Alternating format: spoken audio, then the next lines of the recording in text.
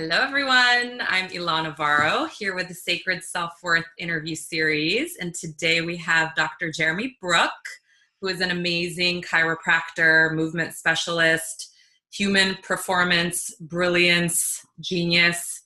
I could go on, but I'd love for you to share a little bit with the audience who you are, what you do, and then we're going to get into why this is all important and how it ties into self-worth. Outstanding. Well, first of all, thanks for having me on your program. Personally, I'm just a dude who's interested in, I'm a seeker.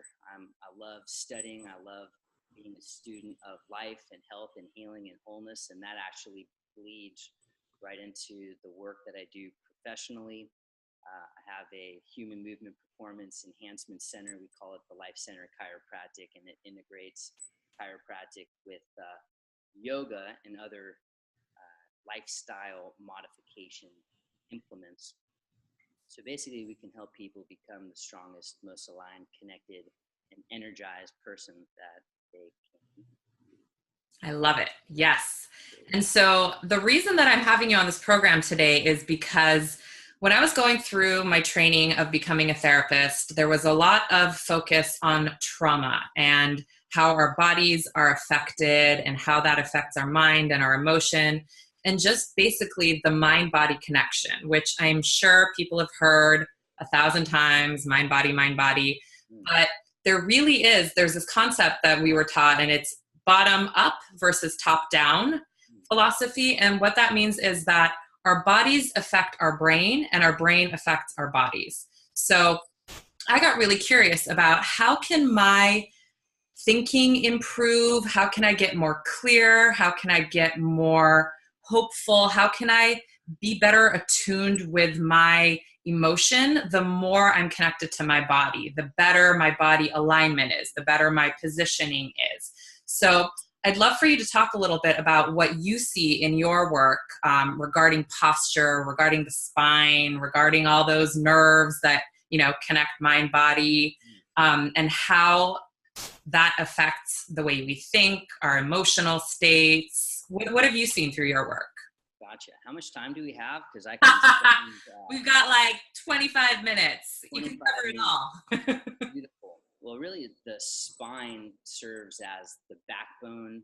Structurally speaking, the spine really is 26 bones, 23 discs, 134 joints. It's nature's most amazing, intricate architectural masterpiece.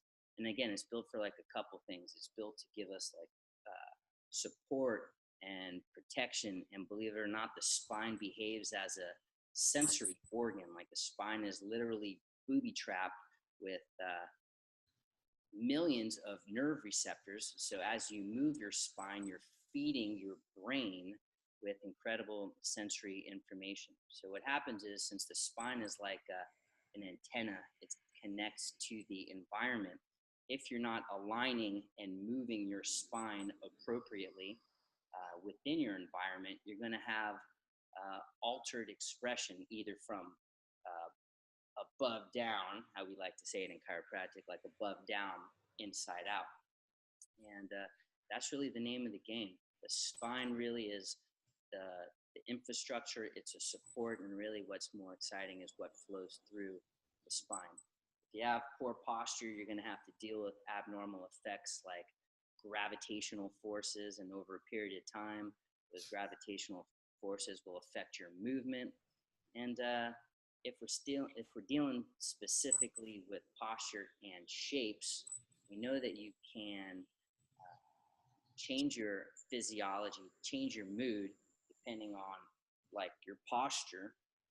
So again, if you align yourself appropriately with gravity, kind of like get some specific, you win the alignment game. If you assume a poor shape and poor posture, well, then you're going to have to deal with the ramifications biomechanically, aka arthritis, degeneration, and then the cascade of events that follow with that. So we like to play with shapes and how you move into different shapes within your environment.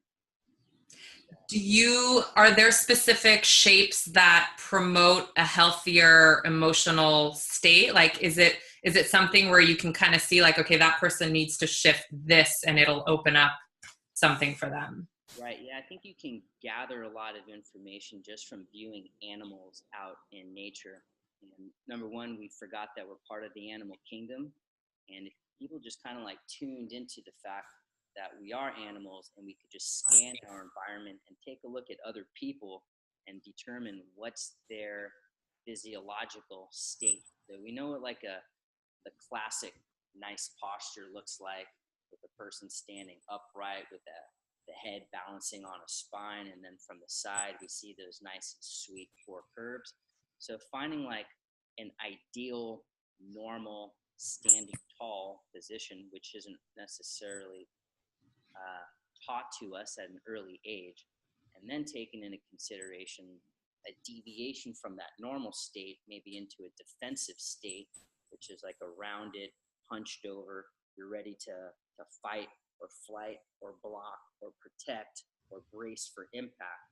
So that's what we don't want. And then like an open, expanded state in which, you know, your heart is open and your spine is tall and you feel grounded, centered, and rooted into the floor. That's a more desired state. Because then that, as you were just starting off our conversation with, can change your overall neurological platform from chilled out, relaxed, or into a fight or flight. So again, like just observing your body language. If you're hunched, if you're slouched, that's bad. People on the phones or on a computer, they're just in this type of rounded over posture like this, or on the computer, like that.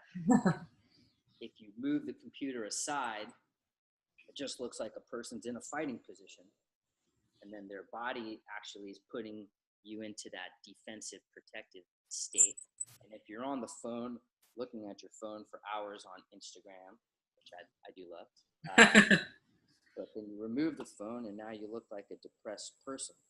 So Yeah. you need to pay attention to the shapes, and the open, expanded version would be the optimal version. But first we have to find what the normal stance is. Yogis call it Tadasana or mountain pose. Yep. The great blueprint. And I think people should find that as a starting point. Awesome. I love that. I'd never really thought about that, but you're so right. Like this is when you take the phone away or the whatever away is like, you know, the sad little Eeyore kind of, you know, depressed pose. Right. And that's so true. You're sending the signal to your body that like, oh, like it's not promoting energy. It's shutting down. Bullseye. Yeah. Yeah. I love that.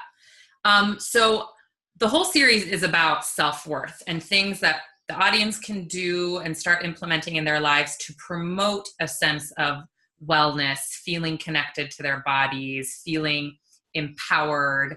What sorts of, are there any kind of small little tips or tricks that people can start implementing that can start to create these shifts? I mean, I know you have a very extensive, you know, detail that's uniquely tailored to every person, but but is there something that you notice like this tends to work for people if you start to implement this? Right. So there's not one cookie cutter approach to everything. However, if you take into consideration that people have different body mind constitutions, or they're composed of different elements, like are they earth, like an earth type or a fire type or a water type or a wind type, which is how I like to look at people. One element when I'm looking at people to adjust, because I'm not going to approach a water type the same as I would a fire type. So number one would be to kind of like recognize exactly like what's your type, what are your specific needs. If you're more of an earth type, you need a little bit more fire to get going. If you're the fire type, you need to maybe chill out a little bit. And then the water sometimes needs a little bit of a container. And then the wind, you just got to make sure things don't blow away too fast.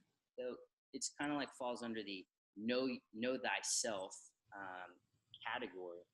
But ultimately, we can start in a couple different directions. We can start with breath. We can start with movement. We start with awareness of kind of like where your mind state is. And I like to think about what's in my field, or if I'm working with a person, we start with the meat and the potatoes, the easy stuff. Like, let's talk about the physical body, the the most dense essence of you before you get into like spirit and stuff like that. Some people are not ready to go into energy straight. Yeah. So you focus on your posture, and we move people through 3 different planes of movement. Like, how do you move forward and back and side to side and twist? And as you're moving through those different directions, you're scanning your body for tension. So it's a movement-based scanning approach that starts with having the good frame, the good starting point, the good posture. Mm-hmm. And then so like you kind of like know where things get stuck, where some people just don't even know where they're stuck. They have scotomas all over their place, like blind spots all over the place. So I like a movement-based approach. Somebody like you may bend backwards and be able to do kind of like backflips, no problem. But somebody else can barely even, start that process. Yeah. As you're moving, you're sensing the tension. The second part is scanning your field. Like, what are the things that are in your headspace that you're carrying with you on a regular basis? So after the breathing, after the moving with breath, scanning your field, now we have the sitting quiet and scanning the field, and see kind of like where you're being pulled. Are you thinking about are you focusing more on like worry or fears or phobias, or is it actually like a legitimate primal fear? And see where that fear is pulling you, because ultimately at the end of the day, we're just trying to survive. If we're part of the animal kingdom, it's survive and reproduce. Normally, like, things get out of balance if we're in an unsafe environment. So the shorter answer would have been focus on your posture, breathe, scan your body intelligently for tension, then move through various specific planes of movement while scanning for tension, and then, of course, just sitting, meditating, breathing, seeing what's up. And then you start seeing these reoccurring patterns of why things are happening maybe physically to you, and maybe why you're allowing that mental congestion infiltrate the tissues, and that's why you're feeling. What do people usually do? Like, so if you're able to scan and notice that there's tension, there's these reoccurring thoughts, I know from a psychological perspective how to start to work with the thoughts, the repetitive thoughts, and how to create space and change. What do you do with the body when you're like, okay, I'm moving and this hurts and I can't do this? Yeah, perfect. So normally then that information comes back to me. And that's the beautiful thing, is nothing, I'm not going to say irritates or annoys me or bores me when people just come in and say, fix my low back, fix my low back, fix my low back. I want to say, why is your low back bothering you? So I want you to pay attention to how you're interacting with life. Are you moving through full ranges of motion? Are you sitting in a 90 degree angle chair for 8 hours a day? And you're like, look, I take breaks every 30 minutes for 2 minutes, or every 2 hours I get up and I move. So when you have like a bigger picture understanding of the why it's bothering you, then we come back and then we can kind of like play with it. I'm not a psychiatrist, I'm not a psychologist, I'm a philosopher, and I like to give people an approach to movement, an approach to life and health and healing and wholeness. So if somebody comes back and says, my back's hurting me, why? What did you do? Tell me about what's going on physically. They're like, I got a standing desk, I'm taking, breaks every 20 minutes. I do a bunch of sun salutations, and all right, so physical stress isn't the issue. What else is going on? Oh, well, I just broke up with my significant other, and or I have a loss or something like that. Okay, well, now we're dealing with the emotional situation. then what? Then what do you do? Well, the easy out for me is I have somebody like Alana that you need to go speak with, or we can just say something like, "Look, that's the normal process of life. Life, we're going to have upsets and challenges along the way. How you deal with those challenges, how you deal with those adversities, really defines like character. So think of yourself as a powerful human being that's always going to encounter adversity. And ultimately, that's going to make you stronger. And that's also really important. Is going to sound terrible, but there's a lot of really strong people out there, and there's a lot of weak people out there. Just in terms of like looking at the animal kingdom, you have no problem going, that looks like a really strong lion, or that looks like a really strong gorilla, and you're like, that lion looks a little bit stronger than the other, one in the crew. Yeah. Some people just don't have the tools. They don't have the starting point, and that's where we start giving people the starting point. Stand on your feet, get grounded, stand up with good posture, move and breathe. And what we do chiropractically is when we adjust the spine, it removes the interference from the nervous system so we can connect this to this to this. And what do you know? People end up starting to, they're able to stand up taller and deal with the stress head on. Yeah, I love that. And I love how that encompasses so many things, because I know I often come up against people that, they just really aren't into meditation, or they don't want to look at the food piece, or they don't want to, there's so many different ways you can go at the project that we all are. And I love that, this is a very all-encompassing piece. So, okay, maybe you're not quite on your exercise journey. You're not comfortable moving. Okay, well, how can we be in stillness? How can we create awareness of movement, even if it's subtle? So there isn't one right way to go about connecting to your mind, connecting to your body. You just kind of have to start somewhere. And also adding to this conversation, is that sometimes it's really not even their fault. It's like the fact that they're struggling or they're suffering, they're doing everything 100% right. And in my universe, they might just have something stuck where like their skull and their first vertebrae are just jammed and locked together. And no matter if they're doing the meditation and the Tai Chi or the Qigong and the yoga, and they've got the world's greatest nutrition and mindfulness approach to life, if you have something physical and structural blocking your electrical flow in your body, you're going to be in trouble no matter what. So yeah, we like to unblock it, and then we see how things unfold. Yeah, absolutely. So true. Sometimes you have things that are playing against you. So, try to eliminate the blocks. Like you said, sometimes it's not a matter of like adding more stuff in, it's removing stuff. Well, that's actually really good. What'd you say? I should write that down. That sounds really It's yours. So what is your definition of self-worth? How do you relate to the concept of self-worth in your life, in your work? Wow. Self-worth for me, being that I'm in the healing arts world, I guess is self-worth. Wow, it's a good one. I guess it's kind of like can filter into what is success for me. Like, how do my self-worth attached to my success, and my success as a chiropractor isn't necessarily defined by how many people I see and how much money I make. I look at it, how many lives have I touched? How many people's consciousness have I shifted for the better? And that for me is success. And maybe do I tie a little bit of self-worth to my success in that department?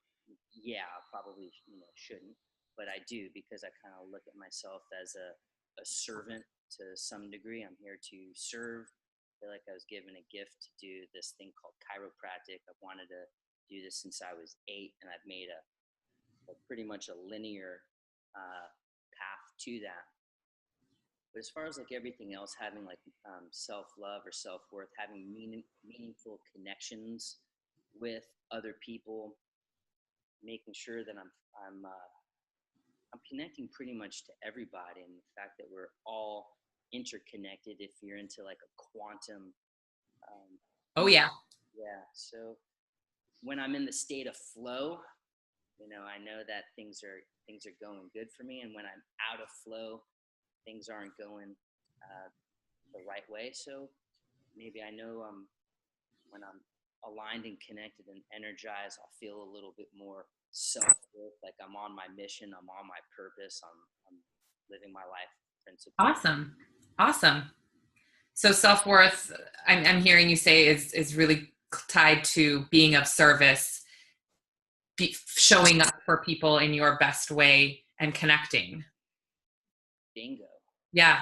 Nothing irritates me more than like walking down the street too, and like somebody just hi, like it's like an ignore. I just feel that it's kind of like bizarre. Yeah. At least just like a nod or a hey, but that's just.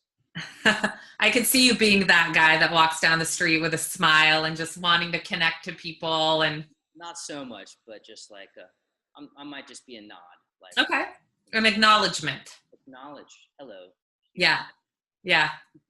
And again, that ties into if you're stuck in your body, if you're shut down, if you don't have range of motion, or if you're in this posture, you can't connect to people. So yeah, I love it. I know you have a gift that you are offering to the audience. Do you want to share a little bit about your upcoming series and what you got going on?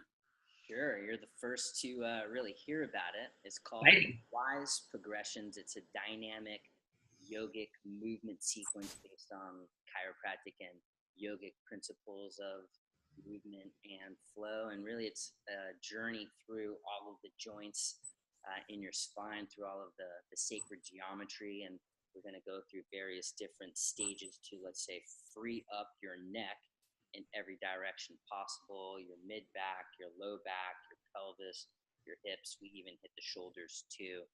And we just filmed it and finished it recently. So hopefully it'll be coming to you shortly. Awesome. And we'll make sure that we give your subscribers a fantastic discount code or something like that. And I also have a book called The Spine Checkers Manifesto. And same thing. As soon as our interview gets aired, you'll have like a 2-week window to purchase it for like, I don't know, 75% off the cover price. So. Awesome. Awesome. I love it. I have the book. I love it. I find it so helpful. Like I'm probably not using it like how you're supposed to, but I literally just kind of flip through and like get to a page and I'm like, this is what I'm going to work on today. So, yeah, I love it. Another question came up as you were talking. What happened around 8 that you were like, this is what I'm going to do? Right. My dad was a huge fan of chiropractic from his early 20s and just huge fan. And when we came to Los Angeles, he wanted to look for a new chiropractor. We went as a whole family to the chiropractor. And I just thought it was like the coolest thing. I often wonder, like, what's going through an 8-year-old's mind that he wants to, like adjust spines. But I just fell in love with it. And my doctor, chiropractor, Dr. Paul Weber, was just, he was like part martial artist and part mathematician and part scientist, the way that he would approach the body, and his adjustments were masterful. And I just thought it was the coolest thing ever. And we all felt amazing after it was done. So, while other friends wanted to be astronauts or and other professions, I just wanted to be a chiropractor. And I really didn't know that it had any quote unquote baggage that it may have. And it's just been a beautiful dream come true for me. That's so funny. I love it. I know. I'm like, it's not your typical 8-year-old's dream, but very cool. Yeah. And if you read the intro to the book, The Spine Checkers Manifesto, it goes even deeper into that story too. I love it. And can you touch a little bit on sacred geometry? I know you mentioned that a little bit before. What is that exactly? Wow. Well, the body is absolutely amazing. You're not just like a bag of bones and a chemistry kit. When you look at the body, like composed of energy systems and different fields, nadis, meridians, chakras, and how you activate these different energetic components of you is by moving your body. Like motion is the manifestation of life. And when you even get into some of like the more esoteric anatomy, they're dialed in. Like they call like the upper cervical spine, or really like the medulla oblongata. It's Latin for mouth of God or cave of the soul. And the sacred many disciplines like throughout the world and cultures, around the world. They look at that bone as sacred. Uh, sacred geometry, we're approaching the geometry of the body with incredible reverence and respect versus mistreating, miscaring for the body. And if you approach your body like it's a sacred container, you'll probably reap the benefits from a health standpoint better. So we tend to look at the joints, the configuration, the 650 to 850 different muscles in the body as one whole entity, one whole system, 12 different systems. It's one system. Huh. Cool. And is there, this might, I don't even know if this question makes sense, but is there a certain part on the body or area, meridian chakra, that would correlate with someone's self-worth and how they, regard themselves? Right. Well, the yogis would probably say you got to look at maybe 6 different zones in the body. For me, just structurally speaking, right here, right where the brain and the body come together. If you're fuzzy, misaligned up here, you're going to be fuzzy. It's like having like congestion up in your head and then like starvation below. So we like to make sure that this area is freed up. You get that adjusted. It's like, wow, I can see colors better. Like everything's brighter. It's more clear. I feel more alert. So there's that. And then we have other centers, but for our conversation, it would be the heart center. And are we dealing with kind of like the heart in an open and an expanded place, or is it in a caved in, congested place? So the zone right in the heart center would be massive. We scan down the body, in the heart of your lumbar spine, the heart of your low back, there should be a curve in it. And unfortunately, due to our Western civilization, sedentary, we're always sitting on our butt with our back in a slouched, rounded position. So when you tangle up that part of your body, you're not going to be able to have that proper spring in your step. And then from like an emotional standpoint, the low back corresponds to much of humanity's greatest wounds, like abandonment, betrayal, rejection, humiliation, and injustice. And then you drop down a little bit lower into your sacrum, and the sacrum, you're dealing with the home of your kundalini energy, and the sacrum physiologically serves as a pump to pump your cerebrospinal fluid straight up your spine. So it's like, where do you want to start? You want to go from below, above, or I don't know how you said it, down, Top down or bottom up? top down or bottom up. We can go in both directions because they're both applicable. So Awesome. Some people say right here, some people say the heart center, some people will say sacrum, but some people might need the throat, or it might be up here. Yeah. Are there gentle ways to be aware of keeping, like, let's say here and here open and movable? Yeah. Mobile?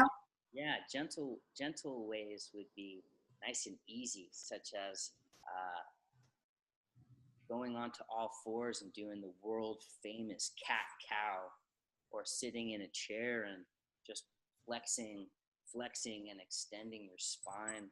some nice easy ways just to create fluidity, or even better, you jump in a pool or a body of water and you go swimming and you get liquid that way.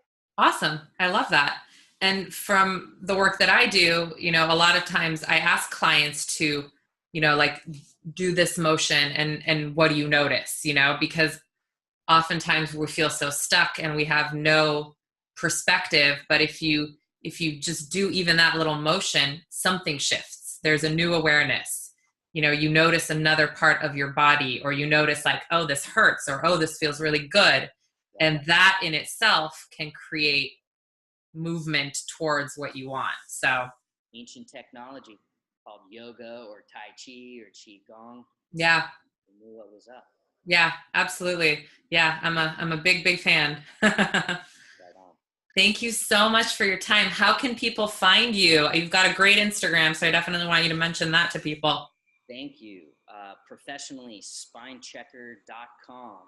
You can also buy the book at spinechecker.com. Instagram, spinechecker.